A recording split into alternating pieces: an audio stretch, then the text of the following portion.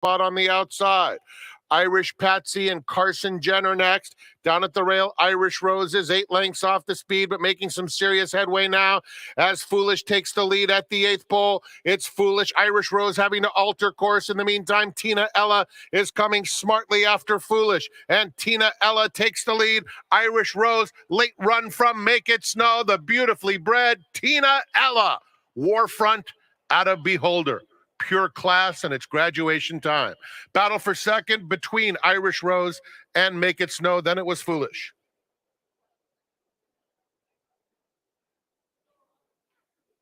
Has a narrow lead with Voltadoro alongside. At the rail, it's Get Your Kicks. Up on the outside, Shade. Widest of all is Okay Fine. Then it's back to far. On the far outside goes Forenoon, and then it's Far Above. Around the far turn they go. 46 and 4 for the opening half mile. Seduction still clear a length.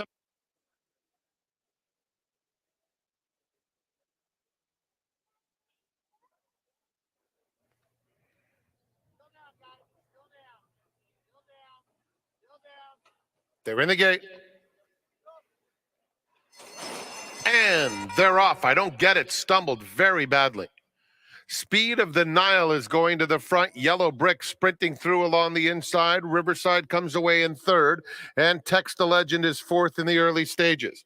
They're followed by Skinner, fifth and on the outside, 6 off the lead. At the rail, I Don't Get It is next, and another 3 back to Horning. Around the first turn, and it is Speed of the Nile who goes on to lead past the 6 furlong pole. He's in front by a length over Yellow Brick in second, and Riverside outside of that pair. In fact, those two come right after Speed of the Nile as they make their way onto the backstretch. Text the Legend is next. I Don't Get It fifth, 4 lengths off the lead, followed by Skinner and Horning by himself at the back of the field. Speed of the Nile with company past the half-mile pole. Yellow Brick between and Riverside on the outside, and those two are now 1-2. Text the Legend fourth and inching up, taking third as they go to the 3/8 pole. Then Skinner in the purple colors making some headway, 4 lengths off the lead, but gathering momentum. And I Don't Get It is just inside of him. Horning has trailed throughout. It's Yellow Brick, the one to catch with a 1/4 mile to go.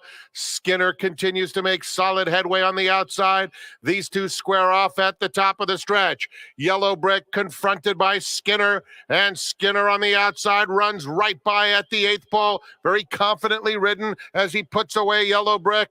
They're followed by I Don't Get It on the outside, a 16th to go, and it's Skinner in a powerful effort. Skinner strides clear under Victor Espinoza to win by 3 emphatic lengths. Tight photo, very close, between Text the Legend and Yellow Brick. Then I Don't Get It and Riverside.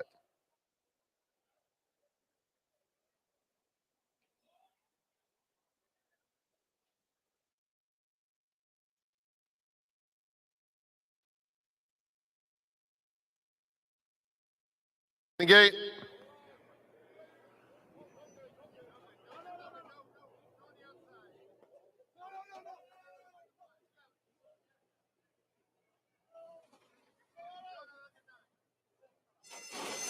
And they're off.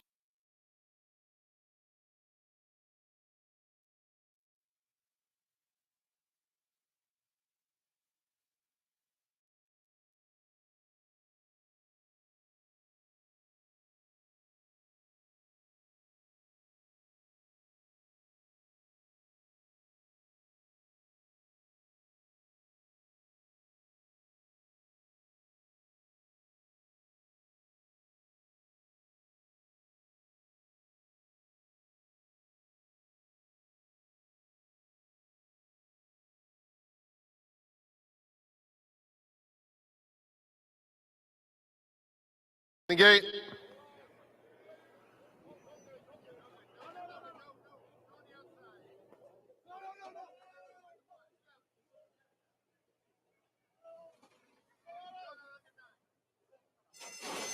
And they're off. Vegas Dream bounces out very quickly. Sugar Sugar and Sapadilla also up close in the early stages. And Spoiled Rotten is in the mix too.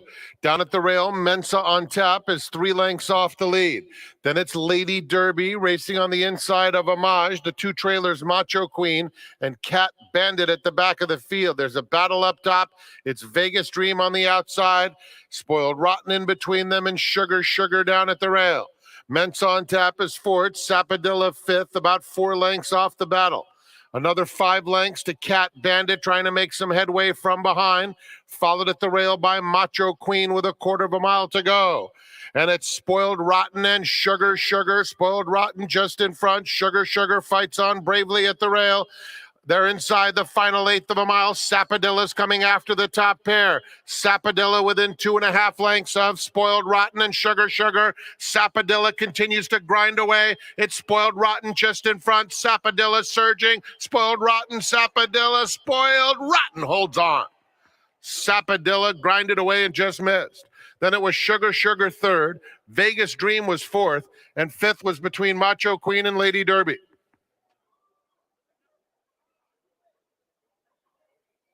And Lady Derby.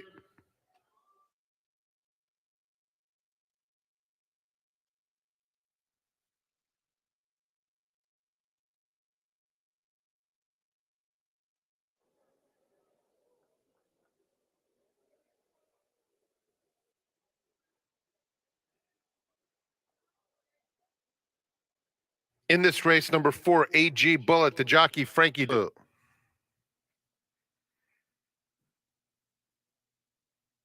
They're in the gate.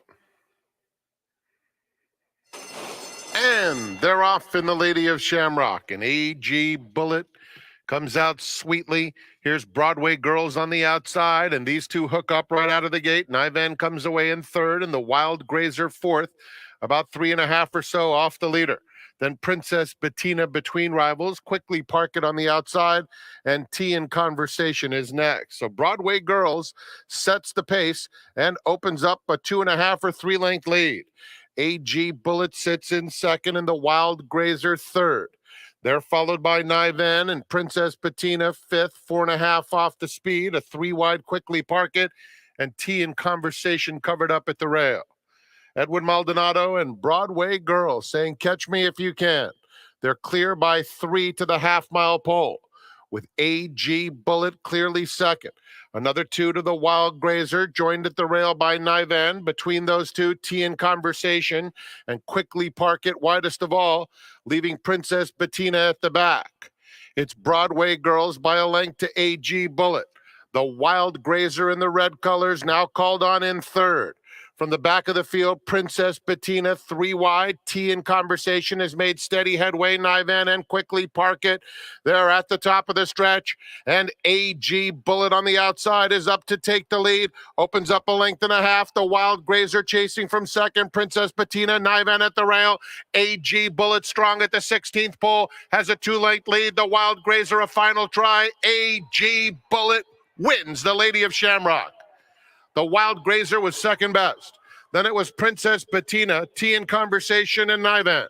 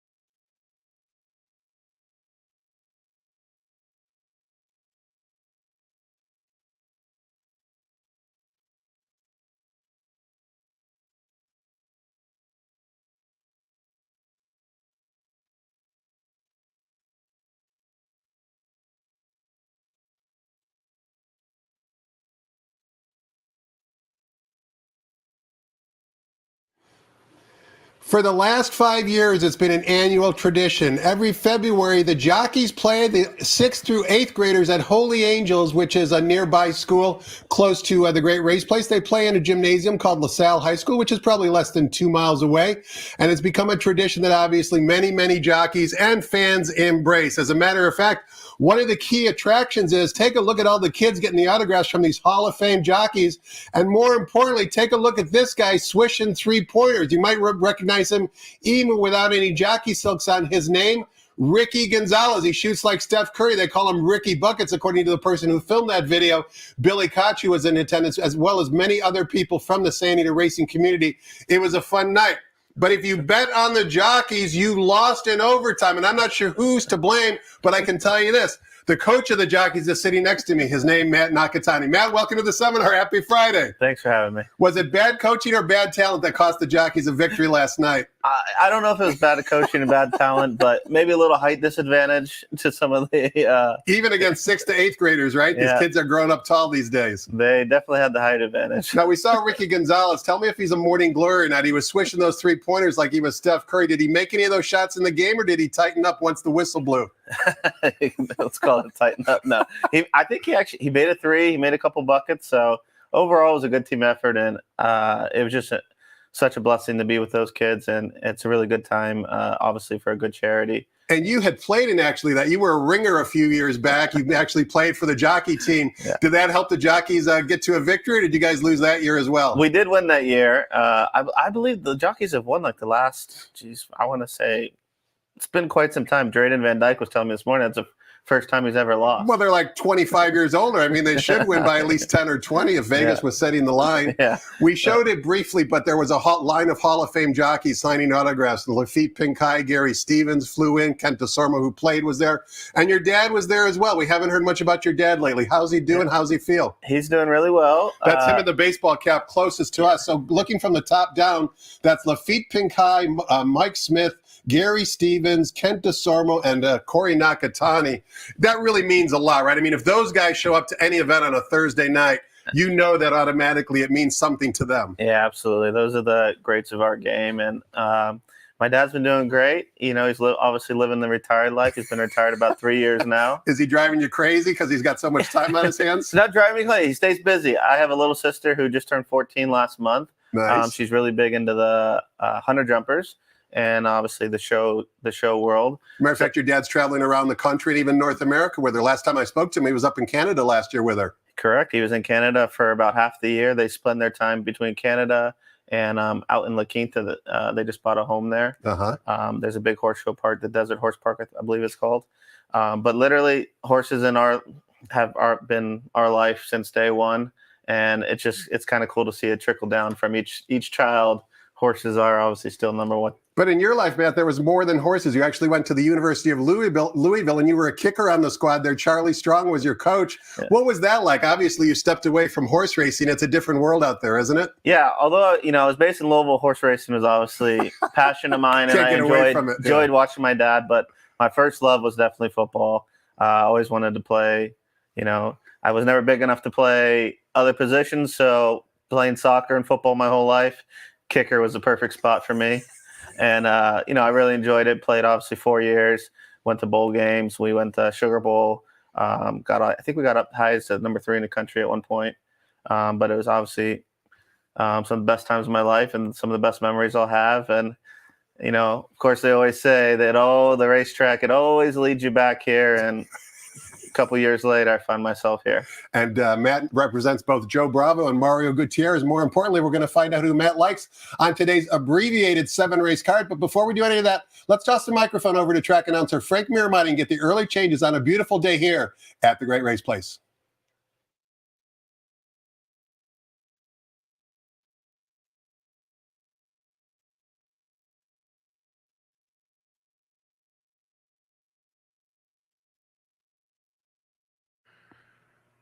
Good afternoon, ladies and gentlemen, and welcome to Santa Anita Park. The track is fast and the turf is firm, with the rail on the turf out 30 feet. Here are the changes. In the first, scratch 7, Speaking Spanglish. Scratch 10, One Mo Eddie. 7 and 10 out of the first, beginning of the early, pick 5. In the second, scratch number 6, Lasting Love. The second has a revised morning line with that scratch, and it does start the Rainbow 6 with more than 80,000 in the carryover. Turning to the third, start of the late pick 5. Program scratch of number 2. In the fourth, scratch number 4, Do It for Dave. Scratch number 9, Doratus. 4 and 9 are out. 11 does run. In the fifth, program scratch of number 5, Resilient. Race 6 begins the golden hour, pick 4. Just a blinker note. And in the 7th, number 2, Rain Over Me, 2 over. And number 10, Vortex, is scratched. Golden hour double begins with the 7th. Back to Quigley's Corner we go. His special guest today is Matt Nakatani. We're 59 minutes away from the opener.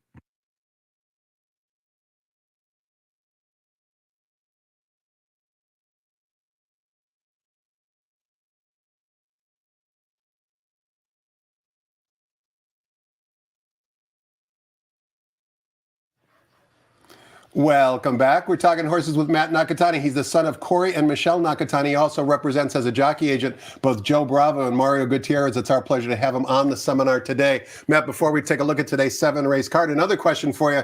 We know you like the horses. We know you play football, but we also know your dad was a fantastic golfer. Did those genes pass down to you? Do you still golf, and do you maybe take Doc Redham for a little bit of money every once in a while? Every now and then. Yeah. It did definitely pass down to me. I didn't play golf too much as a kid, but I do remember every time I'd visit my dad, it'd be something we'd always go do. It wasn't until really after college, and obviously, you got a lot of time off here at the racetrack. But there's no other feeling than we have our games with Mr. Redham. Nick Casado plays a lot with us. Legendary. It can get some pretty, put it this way, your hands are sweaty at all times. High stakes golf, that's for sure. Maybe who's the best golfer in the Jocks room, if you had to take a guess? Is it, I know that Garrett Gomez, the late great Garrett Gomez, was a very good golfer, as was your dad. But currently, I don't really know who hits the links all that often in the room. Who's maybe the best golfer in your opinion? Around the country, that's a good question. I'm not sure. What about here? Well, let's keep it here. I would say Drayden Van Dyke. No kidding. He plays a lot with me. We have. Is he a hustler? I wouldn't say he's a hustler. No, there's guys that are hustlers, and Drayden's not one of them. But Drayden is a good golfer.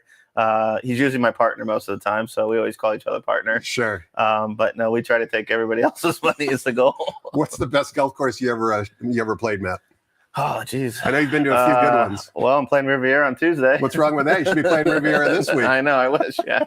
But no, I'm actually excited to play You've Tuesday. never played? You've never played? I played a couple times. Fellow owner of ours, Dave Kenny. Sure. He invited me out for Tuesday. Bunch of horses with Doug O'Neill? Yeah, he invited me out for Tuesday, so we'll play Tuesday, and I think they got the Sunday pin placement, so it'll be fun. A little gambling involved, I'm sure, next Tuesday as well? Just a little. Well, we're here to gamble as well, Matt, and you certainly know your way around the racetrack. You've been here basically since you were born, and you represent 2 jockeys who have a number of mounts on today's card. So let's kick things off here in race number 1. As you can imagine, with the weather we're having, it's fast and firm here in Southern California, and race 1 is on the turf course. The rails today are at 30 feet. The distance is 1 mile. This is for Calbred maiden special weight 3-year-old fillies. There are 2 scratches off the first race. Number 7, Speaking Spanglish, will not compete, as will the also eligible number 10, One Mo Eddie. Both of them have been declared out of the race. The morning line favorite was number 5, Love Our Family, 5-2 on John White's morning line. But the one taking the action is number 4, Point and Shoot from the Era Cruel Jack barn.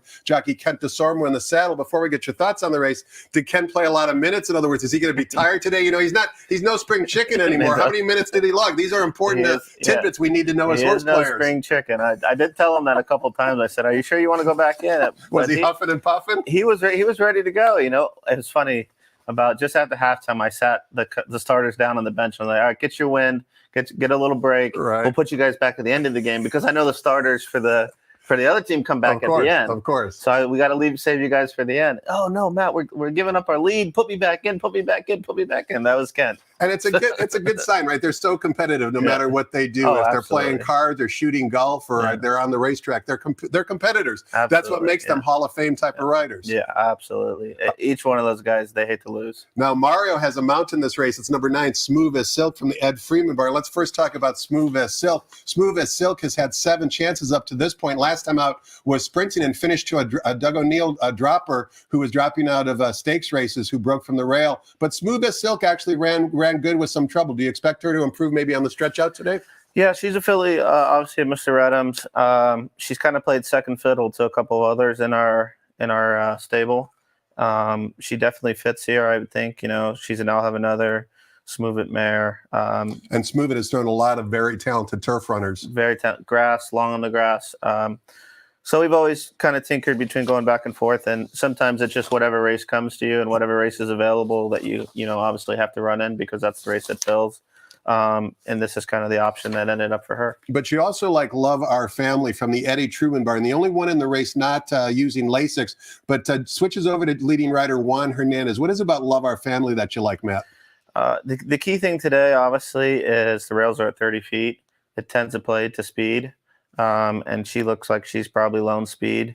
I'm just worried, obviously, speaking with Mario this morning, don't let her get too far away from you because she could sneak away and steal the race. Fair enough. 9-5-5-9 in race number 1.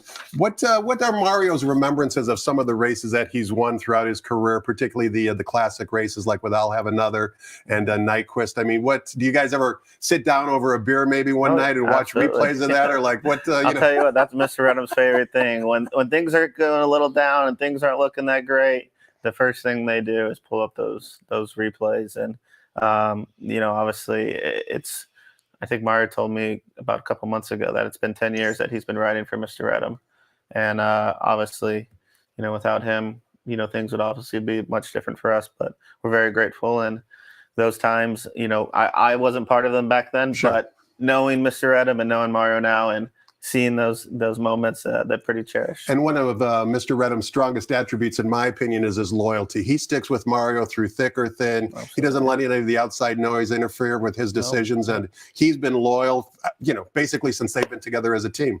Yeah, absolutely. I mean, Mr. Redham's just, I can't say more than enough about him and the way that he treats Mario. And obviously Mario's, you got to think, over the last 10 years, I would say no one's won more races in California than them too. Of course. Just in general. So. Let's take a look at race number 2 on today's abbreviated 7-race card. Not only does it start the 50-cent early pick 4, but it also starts the 20-cent rainbow pick 6, the jackpot single ticket carryover, now up to $80,000. That amount plus whatever is wagered today will be yours if you're the only winning ticket. And we kick things off here in race number 2, going a mile and a 16th on the main track for fillies and mares, $16,000 claimers, non-winners of 2 races lifetime. The original morning line favorite, number 6, Lasting Love, has been scratched. So that leaves us with a field of 5, and the revised morning line favorite is number 2, Sweet Heidelberg from the George Papapadromo barn, 6-5 on the morning line. I affectionately call George Papapadromo Mr. Sexy. We'll get into those reasons later, but I bring his name up because is he much of a golfer? He doesn't strike me as being a golfer. Is he a golfer at all? He's not Has he ever gone out there and ever taken a few hacks at it? No, we've tried a couple times, but he's not a golfer. We tell George he's a ladies' man, right? That's why we call him Mr. Sexy. Mr. Sexy. You got to stay focused, particularly when you have a nickname as Mr. Sexy. Well, all kidding aside, is Mr. Sexy going to be seen in the winner's circle after race number 2? Or are you looking elsewhere, Matt? Big scratch to the morning line favorite. Obviously, Lasting Love. She was the big class dropper. Sweet Heidelberg is also dropping from a 32 non-2 back to her preferred surface. I would say is a mile in the dirt. It's obviously her best race on form. She looks pretty tough to me. I mean, if I had to throw another one out there, it could be Trojan Way, the 4-horse first off the claim for Ian Curl Jack. Horse has a little back class, and obviously she'd be dropping too. So. Before we take a look at race number 3, we had a question for you. We know you played football. You were a kicker, so nevertheless, you weren't super big, but you're, of course, a decent-sized man. Back in the day when you were a young pup, did your dad ever try and make you into a jockey, or did he let you kind of chart your own path? Did he put you on the back of a horse and say, son, I want you to follow in my footsteps? Or, what went on when you were a kid? No, not necessarily. Horses weren't my first passion, I would say. It was always football. Soccer was a big sport of mine. I just remember as a kid, he'd always tell me, go down the field and hit somebody. And I'm like, Dad, I can't do that, Dad. Like, You're a he's lover, like, not a yeah, fighter. yeah. He's like, no, go down and hit somebody. And I'm like, Dad, these guys are twice my size. Like, I'm going to bounce off of them. It's not going to work well for me. Uh-huh. And he, like you said, he's just a competitor in nature in himself as well. Yeah. And he was like, come on, you could play wide receiver. You could play something. I'm like, no, I'll stick to kicking. Sure. Like, I'm good here. And it worked out well for you. Now, you mentioned soccer, and of course, you went to the University of Louisville. If memory serves me correctly, trainer Jack Sisterton also went to the University of Louisville and played soccer for the soccer team. Yep. Were you guys in school at the same time? Did you know each other back then? I know Jack well now. Jack was a little before my time. He was a couple years before me. But I think, if I remember correctly, he went to Louisville to play soccer, ended up converting and switching over to football. There's a couple athletes that'll do that. Obviously, you're trying to find your niche. You're in a college, it's a big university. You're just trying to figure out where you fit. And, you could switch sports back and forth if you wanted to. But obviously, I love football, and we were very good during my 4 years that we were there, so I stuck with it. You mentioned soccer, and of course, the World Cup was in Qatar. Many people affiliated with racing here in North America have relationships with Qatar. Did you go to the World Cup this year? I didn't go to the World Cup this year. One of your bucket list items? Yeah, I saw a couple people there, but obviously that looks like a tremendous sporting event. And one day, Super Bowl first.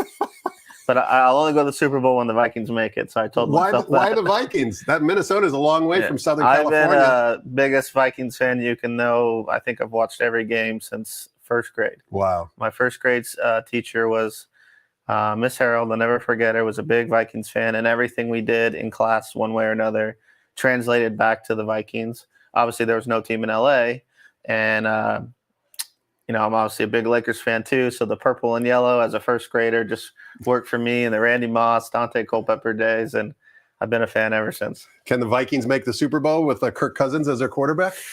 That's a tough question.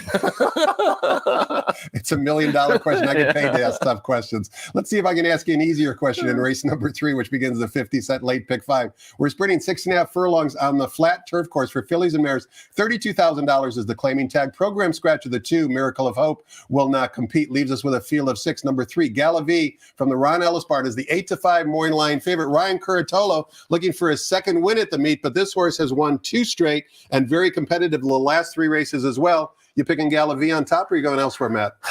I tried to find somewhere else to obviously beat her, but I just think she's the class of the field.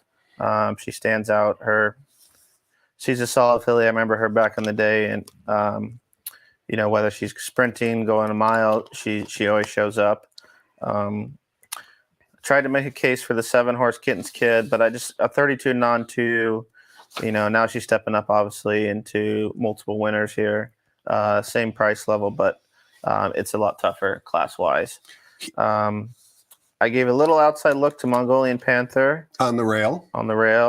She's obviously dropping in class, but they claimed her back, 2 back, and she won that day. So if she can take to the grass, there possibly may be a chance of a little upset. Couple additional comments in addition to what Matt said. First of all, number 1, Mongolian Panther, his second or third choice, actually adds blinkers today for the new connection, second off the claim. Also, if you like Galavie, as Matt does and many other players will, well, here's a very interesting statistic, courtesy of Brad Free from the Racing Form. The Ron Ellis barn, with their last 12 favorites that they've started, they've hit the winner's circle 7 times, finished second, finished second 1 time, and finished third 3 times. So 11 for 12 in the money, including 7 victories. Usually when the Ron Ellis barn is favored, it means that they're going to be in the winner's circle. Race number 4 begins the 50-cent late pick 5. We're on the main track, 1 mile is the distance. Maiden claiming 3-year-olds in for a $40,000 tag. 2 scratches, scratch the 4 and 9. That means number 11, Street Mogul, will draw into the race and will compete. There's also 2 first-time geldings, number 6 Anticipated and number 8 Glendale.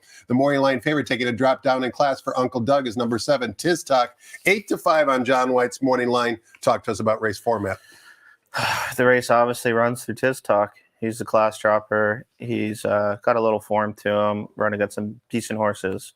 Obviously getting beat 9.5 lengths to Hijazi's no slouch. No. What about the next start?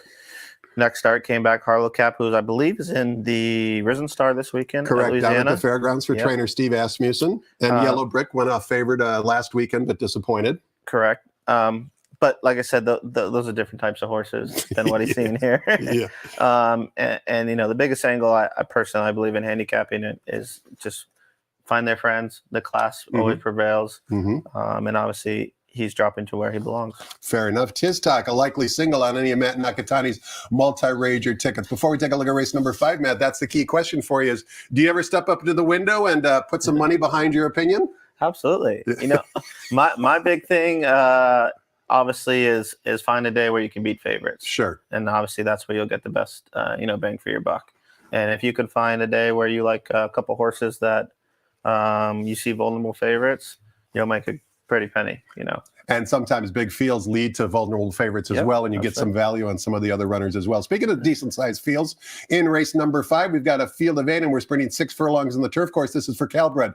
Allowance optional claiming types, non-winners of 1 other than. Scratch the 5, Resilient, leaves us with a field of 8. Number 4, Forgiving Spirit from the Peter Miller barn, with the Bug Boy in the saddle. Is the 3-1 Maury Lane favorite. But you do right in here with Joe Bravo. Number 6, Minister Shane. Before we get your thoughts on the race, Matt, I wanted to take a look out back on February 9th for Minister Shane.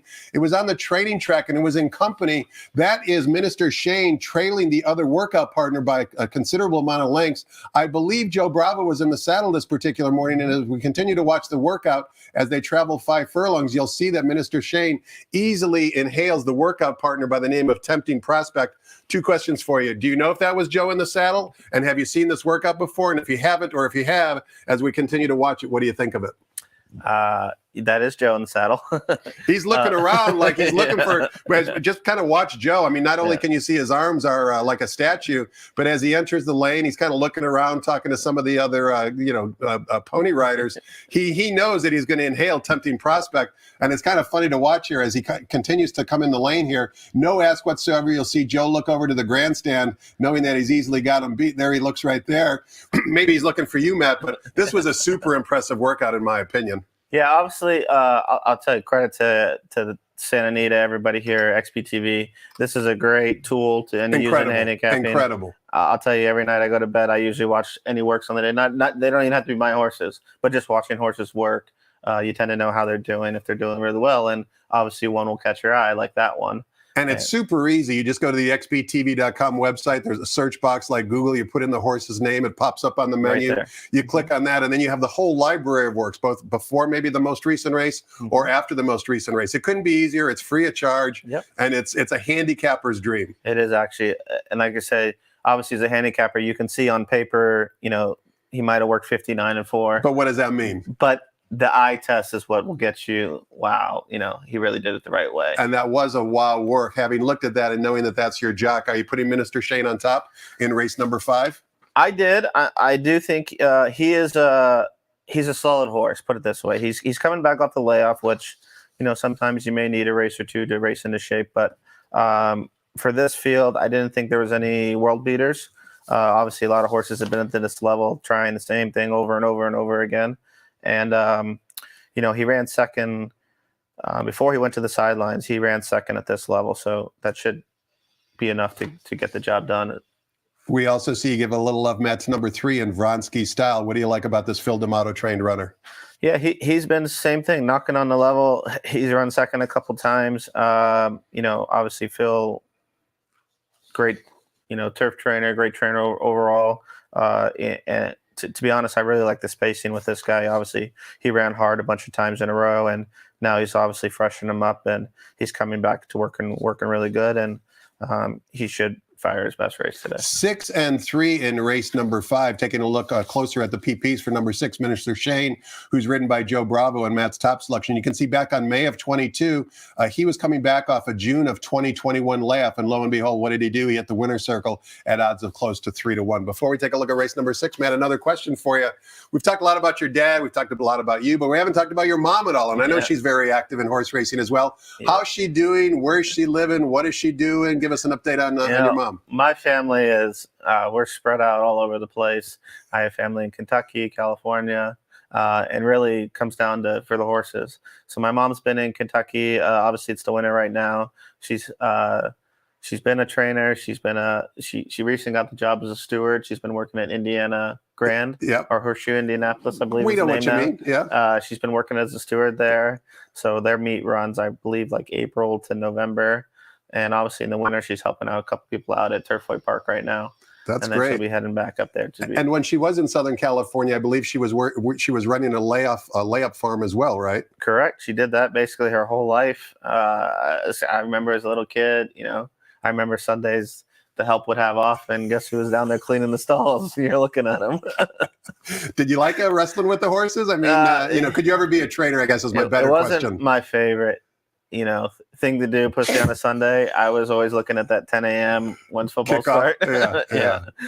So I remember just getting up early just to clean all the stalls and get as many done as I could, and then get to the couch. But just like me, you have to respect the people that work so hard, absolutely. 24 hours a day, 7 days a week. It's one of the hardest jobs at the racetrack. Obviously we're very blessed with all those people on the backside and the backside helpers, and from the groom to the trainer to the hot walker to everybody in the barn. It's obviously a team effort, and there's a lot that goes on behind the scenes that obviously not everybody knows about. It takes a village, that's for sure, in order to put the game on. Let's take a look at race number 6, Matt. We're sprinting 6 furlongs on the main track. This race is for $20,000 claimers.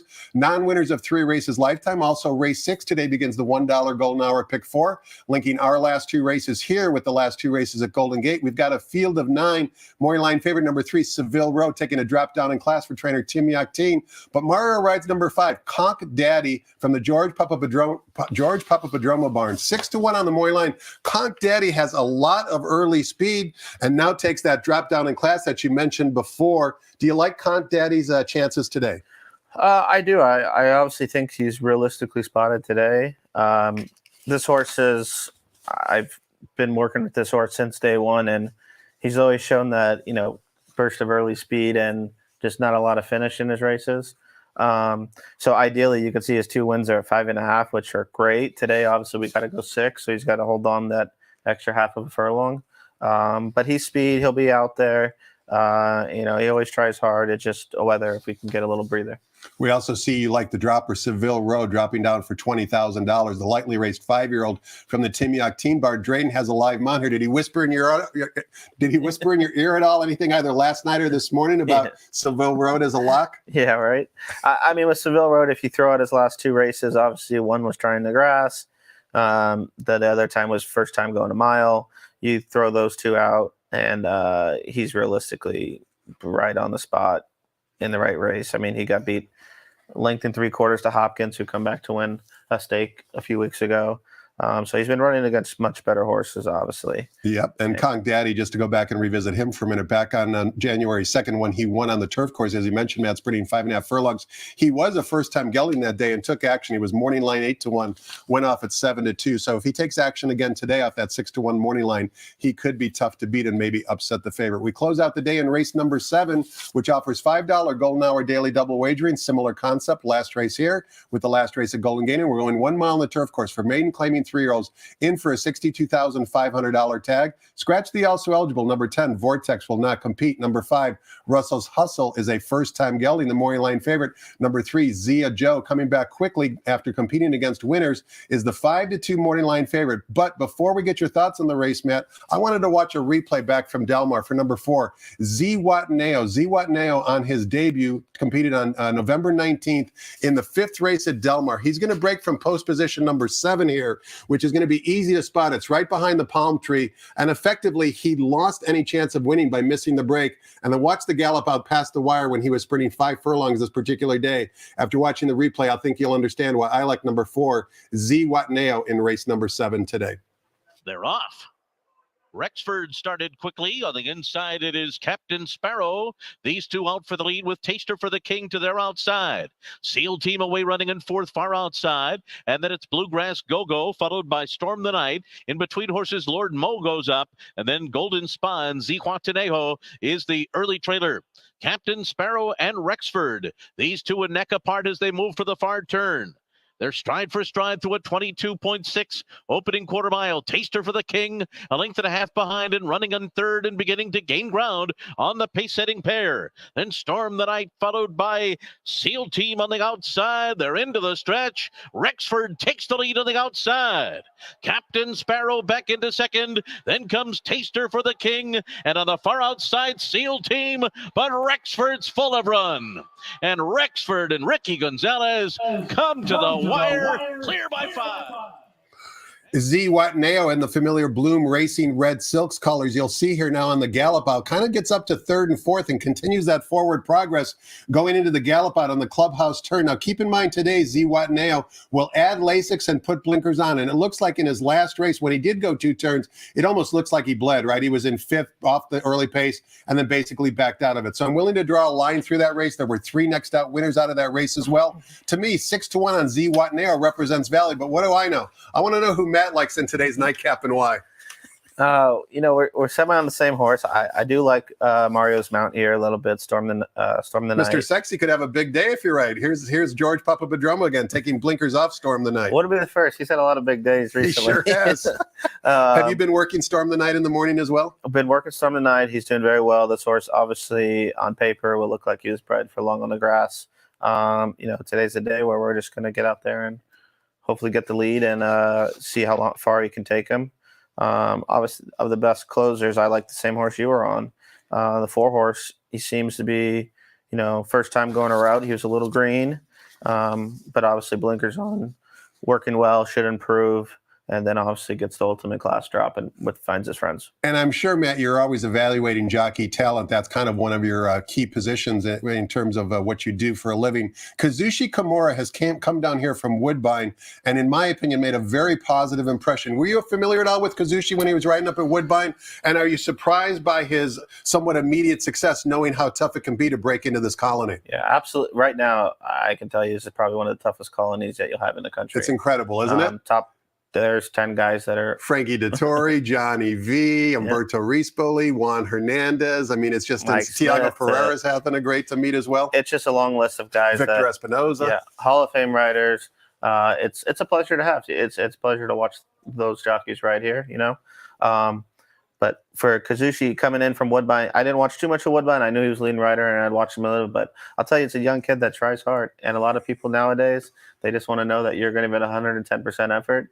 He rides a good race. He rides really hard. He rides to the wire, and those what trainers obviously want. Matt, you said it's a pleasure to watch the jockeys ride. It's a pleasure to have you on today as my seminar guest, walking down memory lane, talking about last night's basketball game, giving us updates on both your dad and your mom, and of course, nothing but continued success, both with Joe Bravo and Mario Gutierrez, and of course, on the golf course come this Tuesday at the Riviera. Thank you.